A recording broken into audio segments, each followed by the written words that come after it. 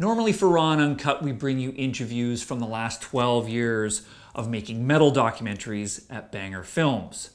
But this is a new interview with the lead singer from Arch Enemy, Alissa White-Gluz. And we spoke to her when we were at Heavy MTL last year. And we talked to her about moshing. And moshing is a weird one because we all know what it is, we can all describe it, but it's really difficult to explain why we do it. What's the appeal? Where does it come from? And I gotta say, Alissa came up with some pretty good insights, and I never thought that I'd hear moshing and surfing in the same sentence. Good, guys? Okay? Perfect. Thanks for doing this with us. First off, quite simply, how would you describe moshing to someone who had never seen it before? What is it?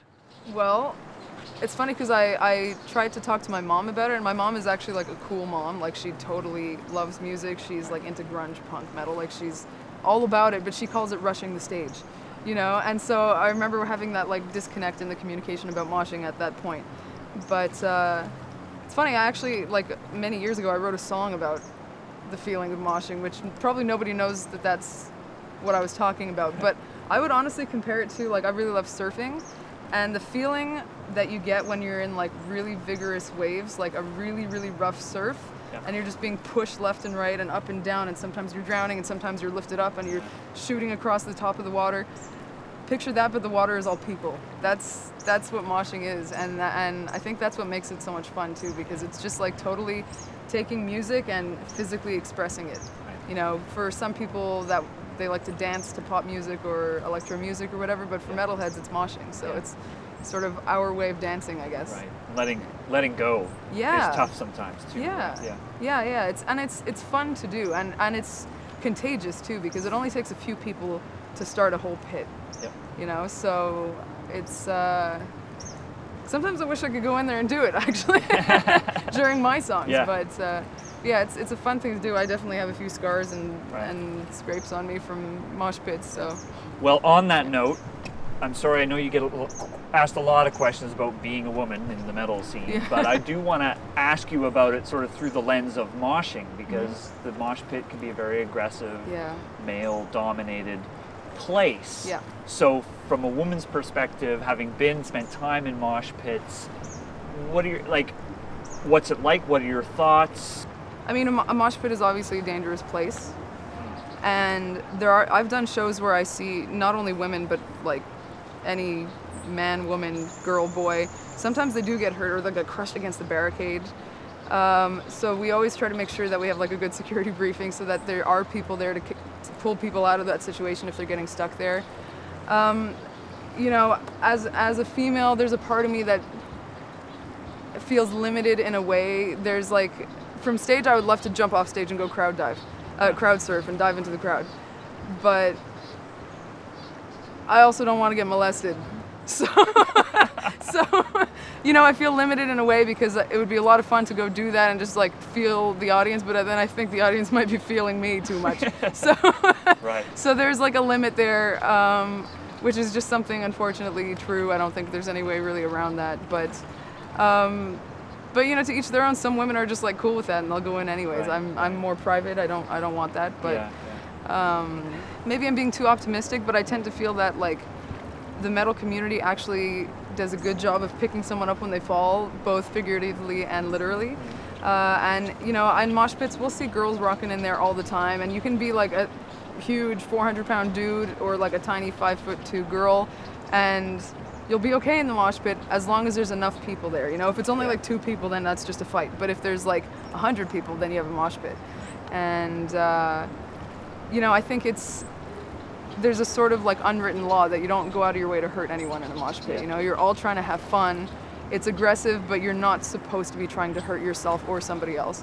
So I think, you know, women can feel pretty safe going into mosh pits with keeping that in mind. So your experiences with it have been positive over the years? I mean, you know, maybe I've gotten like accidentally a little beaten up from mosh pits, but nothing ever like intentionally. You know, I've never gotten intentionally hurt by anyone, and I've never intentionally hurt anyone in a mosh pit. It's always been fun.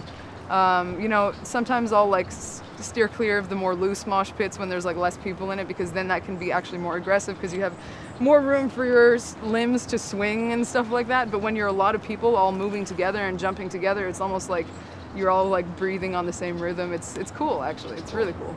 And flipping perspectives, when you're on stage looking out and there's a mosh pit going on, what does that do for you as a performer? It's great. I mean, so I think about it sometimes, like if someone would just, like if aliens would come down from outer space and just like watch us but not have sound, and they would see me windmilling on stage and this mosh pit going, they'd be like, what the fuck is wrong with this race of people? Like, what are they doing, you know? But it's great, actually. When I'm on stage and I have a nice mosh pit in front of me, like, and I see these people getting so into it, it energizes me. Yeah. I think one thing that people might not realize is how important the role of the audience is, because they can totally make or break a show for us, even like subliminally. Like, you know, we can feel their energy, and if they're into it, it makes us more into it, and that gets them more into it. And, you know, the other side also, which is not good. So. Plus, it doesn't hurt when you're in Montreal and you pull out the Quebec flag. Yeah, of course. That's our flag. So I wanted to find a Habs flag, but I couldn't find one today. But I was gonna try to do that and and you know, give a little nudge, wink, wink to my city there. But yeah. Cool. I guess it's important to remember that it's a voluntary thing, right? Yeah. So, and there are unspoken rules, as you say, of the mosh pit, and one hopes that everyone is going to abide by those rules. And so you enter. It's an interesting kind of unspoken agreement that people have. Yeah. And I guess just the hope is that everyone plays by the rules, right? Yeah, I mean, it's almost like it's like very similar and also opposite to like a yoga class. You know, like a yoga class, you're all in there together, you're supposed to be feeling each other's energies, breathing on the exact same rhythm, doing the same motions together, feeling the electricity in your body together, except that's super calm. And then in a mosh pit, you're still doing all that stuff, probably breathing on the same rhythm, listening to the same beat, listening to the same music, but it's like super aggressive. Right. So it really is like a communal thing, and you have to be aware of the fact that like you might get hurt, someone might go crowd surfing and their foot might end up in your face, you know, or worse. But I think most people feel pretty comfortable going into mosh pits, especially like I said, when they're big enough and they're tight enough. Then there's less chance of things falling where they shouldn't be and flailing. Yeah, I mean, but I really hate when I see people coming over the barricade head first. Like I've like tried to catch people before. Like I don't want to see that, you know. Actually, cool. I know you got to go. Is that it's actually quite remarkable how few people get injured and how few people have bad experiences, given how violent and aggressive it can be. I mean, you could look at it that way too. Yeah, I mean, it's like a really aggressive motion, and to people who aren't familiar with it, they might just think everyone's fighting. But the fact of the matter is, the unwritten law would be you don't go up to someone and punch them or elbow them or kick them. Like, you're moving around and you're smashing your body against everyone else's body, but like that doesn't actually hurt.